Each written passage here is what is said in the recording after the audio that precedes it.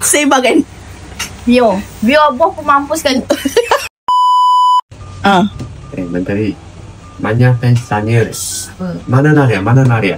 Oh, korang Nadia hilang 1 minggu. Okay?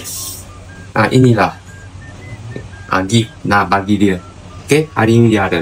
Pergi panggil Nadia, cepat. Pergi, kata kami nak jumpa dia. Go.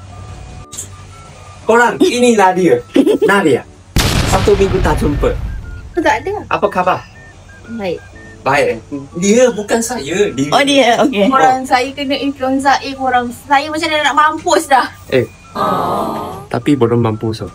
Weh sumpah weh. Sakit lah dari teruk dari COVID. Oh, ya ke? Memang weh, kau tak boleh badan kau memang tak Okay, boleh mandi pun kau mandikan tau. Itu saya sama dengan. Okey. Ini dah. Bodoh Alah, MC aku tertinggal. Tak ada MC. Dah hantar dekat grup. Grup.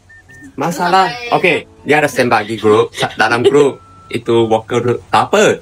Tapi masalah apa tahu? Itu MC sampai 10 je.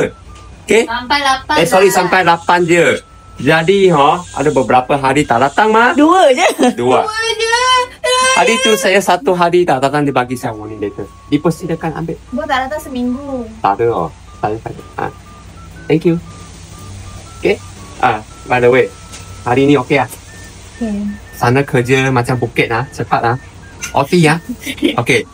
Saya sanggup bayar OT kata. Virus. Sembang kan? Bio bos pemampus kan.